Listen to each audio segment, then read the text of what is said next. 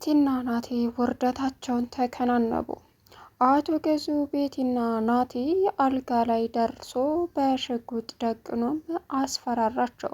በዚህ ሰዓት በቅናት የተንጨረጨረችው ትሁት የምትይዘውን የምትጨብጠውን አጣች።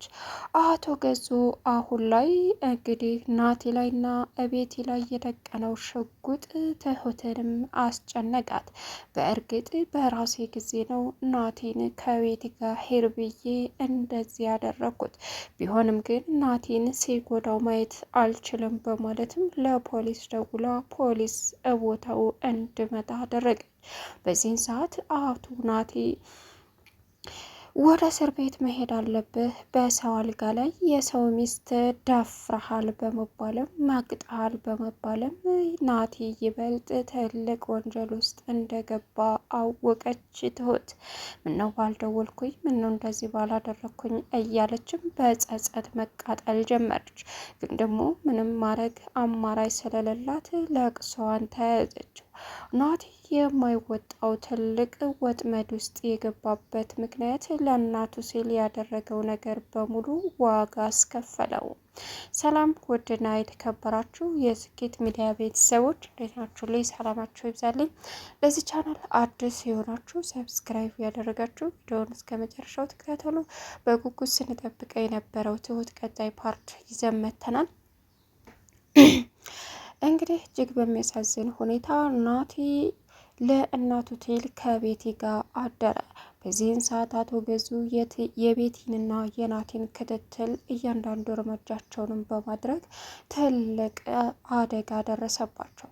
ናቲና ቤቲ ከአልጋ ላይ እንደተኙ አቶ ገዙ እንግዲህ ሽጉጡን በመደቀን ሁለታቸውንም እጅግ በጣም በሚያሳዝን ሁኔታ አስፈራራቸው። ናቲ ምን ማድረግ እንደሚችል እንኳ አያውቅም። በዚህን ሰዓት ፖሊስ ብጠራ ራሱ እኮ ወንጀለኛ ነህ፣ በዛ ላይ ምን አይነት ልክስክስ ነህ አንተ ወራዳ፣ ይህ አባትህን ተራፊ፣ እንዴት አንተ ሚስቱን እናትን ትነካለህ? በማለትም በሚያሳዝን ሁኔታ አዋረደው። ምንም መልስ ስለሌለው ናቲ አቀርቅሮ ዝም ቢልም ቤቲ ነገሩን ለማጥፋፋት ስትሞክር አንደኛዋ ጠላቴ አንቺ ነሽ፣ ይሄን ሁሉ ያደረግችው ራስሽን ለሱ አሳልፈሽ ለመስጠትና እንዲሁም እሱን እንደምትወጂው የራስሽ ለማድረግ ጥረት እያደረግሽ መሆኑን በደንብ ስለማቅ እኔን ገዙን መሸወድም ሆነ ማታለሉም አትችሉም በማለትም በሚያሳዝን ሁኔታ ሁላቸውንም አፋቸውን አስያዛቸው። በዚህን ሰዓት ትሁቴ እንግዲህ የመጨነቅ ስሜት ተሰማት።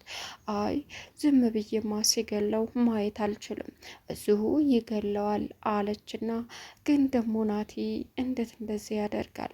እኔ እኮ ይሄን ያደርጋል ብዬ አልጠብቅም ነበር እያለች መናደር ጀመረች።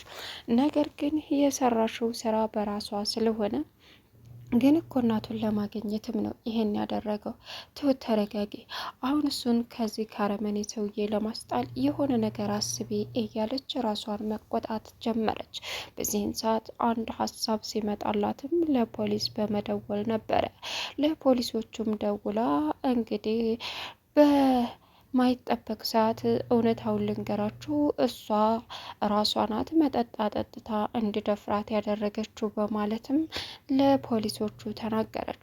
ፖሊሱም እየሮጠ ሲመጣ አቶ ገዙ ሽጉጥ ደቅኖ በባለቤቴ ላይ ሲማግጥ ነው ያገኘሁት፣ አለመግደሌም እኔ ነኝ እና ነው በማለትም ተናገረ። በዚህን ሰዓት እጅግ በጣም ግራ የተጋባችው ትሁቴ ለፖሊስ ባልደውል ኖሮ ሰውየውን ቢይዘው ደግሞ ሽጉጡን ይተኩስበት ነበር፣ እንዴት ምን ማድረግ ነበረብኝ እያለች ማለቃቀስ ጀመረች። አቶ ገዙ እንግዲህ ምንም ምህረት እንደሌለውና ትልቅ ወጥመድ ውስጥ እንደገቡም አስጠንቅቆ ነገራቸው። ናቲ እናቴን አገኛለሁ ብዬ አልጠበቅኩትም፣ ወጥመድ ውስጥ ገባው። ትሁቴ ሁሉ ያንቺ ውጤት ነው፣ እውነታውን ነግረሽኝ ከቤቴ ጋር ሄድ ባቴ ኑሮ ይሄ ሁሉ አይፈጠርም ነበር። ይህን ሰሞን የተፈጠረውን ነገር በሙሉ ይቅር አልልሽም አላት።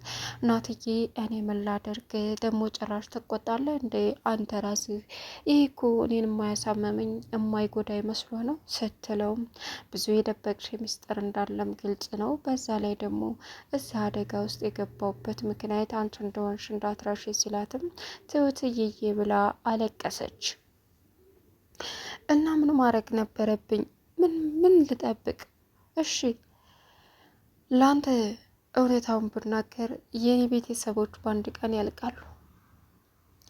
ዝም ብልም በቃ እሷ እኮ በእሷ በኩል የምታገኝ እናትን የምታቅ መስሎኝ ነው። ምክንያቱም እሷ ሁሉንም ነገር ማድረግ ስለምችል አለችው። ትሁት በቁሜ ሞቻለሁ፣ ምን ማድረግ እንዳለብኝ ግራ ተጋብቻለሁ አላት። ተረጋጋ በማለትም እንግዲህ አቶ ገዙ ድሮ ነበር እንጂ አሁን እንደዚህ መሆኑ ምንም አያዋጣም አቶ ናቴ።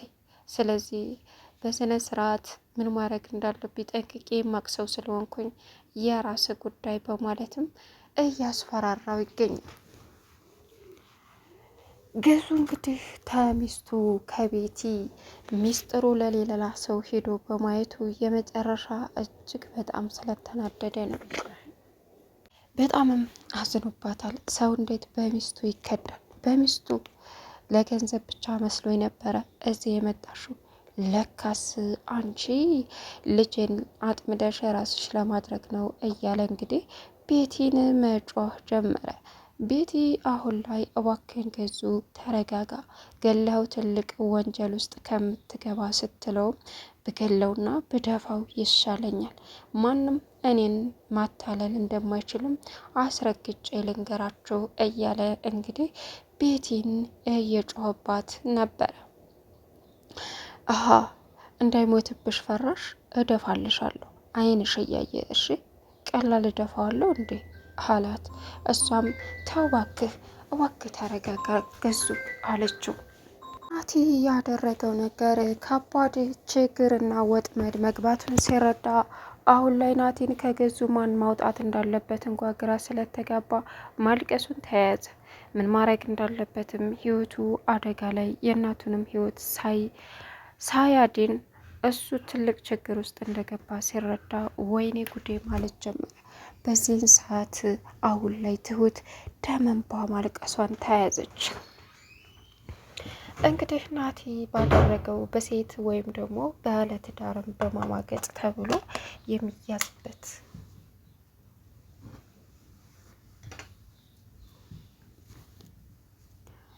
የሚያዝበት ሪከርድ በህግ በኩል ከባድ እንደሆነም ተነገረው። በዚህን ሰዓት ትሁት ለምን ፖሊስ ደወልኩኝ እንዲሁ እንዳረገ ቢያረገው ጨክኖ አይገለውም ነበር እያለች ማልቀሷን ጀመረች። ሌላው አሁን ላይ ወደየት እንዴት ምን ማድረግ እንዳለባት ግራ ተጋብታ ብታለቅስም ግን ደግሞ ታልደፈረሰ አይጠራምና አለምነሽ ደግሞ የሁላቸውንም ጩኸት ስትሰማ ልጅን የሆነ ነገር አድርጎብኝ ነው እያለች ማልቀሷን ተያዘች። አለምነሽ ወጥታ ልጇን ለማዳን ብትፈልግም ግን ደግሞ እንዴት አርጋ ልጇን ታድነው? ምክንያቱም አቶ ገዙ ካይና እንትን ካለ ንደት ላይ ስለሆነ ይገልብኛል ልጅን ብላ ፈራች። እናም እኔንም ይገለኛል። ስለዚህ ወይ ለልጄ አልሆንኩኝ ወይ ለእኔ አልሆንኩኝ፣ በቃ የኔ ነገር እንደዚህ ሆነ እያለችም ደም እንባ እያለቀሰች ትገኛለች። ትሁት ያደረገችው ነገር አሁን ላይ በትልቁ እየጸጸታት ይገኛል። ወደየት ምን ማድረግ እንዳለብኝ ባላቅም ፈጣሪ ሆይ አንተ ጥለህ አጥለኝም፣ በአንተ ሁልጊዜ እኮራለሁ፣ አንተ አግዘኝ፣ አንተ እርዳኝ እያለች እንግዲህ ማልቀሷን ተያይዛ እያለቀሰች ትገኛለች። ግን ደግሞ አሁን ላይ ገዙ መጥፎና ትልቅ አረመኔ ሆኖ እያስፈራራት ይገኛል። አንቺም አይቀርልሽም፣ ብትጠነቀቂ ነው የሚሻልሽ። እኔን ማታለል ወይም ደግሞ ከናቲ ጎን ሆኖ እኔን መጣል መሞከር ምን እንደሆነ አሳያችኋለሁ እያለ እንግዲህ ትሁትም ላይ ሲይዝትባት እባክህን ጋሼ አትሳሳት፣ ሽጉጡን ወደዛ ዘወር አድርገውና ማድረግ ያለብህን ነገር አድርግ እባክህን እያለ ትሁት ማልቀስ ጀመረች። እሱ ግን በፍጹም እንደዚህ ልምራቸው በቀላሉ አልችልም እያለ መቆጣት ጀመረ። ትሁት ለቅሷን ተያይዛ ወይኔ ማለቷን ቀጠለች። ግን ደግሞ እባክህን ብትለውም ሊሰማት አልቻለም።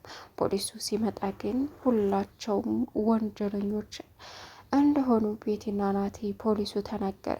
ሚስቴን እያማገጠ በሚስቴ ላይ ይህንን ጉድ አይቼ ነው ሽጉጥ የደቀንኩት ሲልም ልትገለው ነበር ወይ ሲለውም ሀበሻ በሚስቱና በንብረቱ አይደራደርም አለች። ሰብስክራይብ ያደረጋል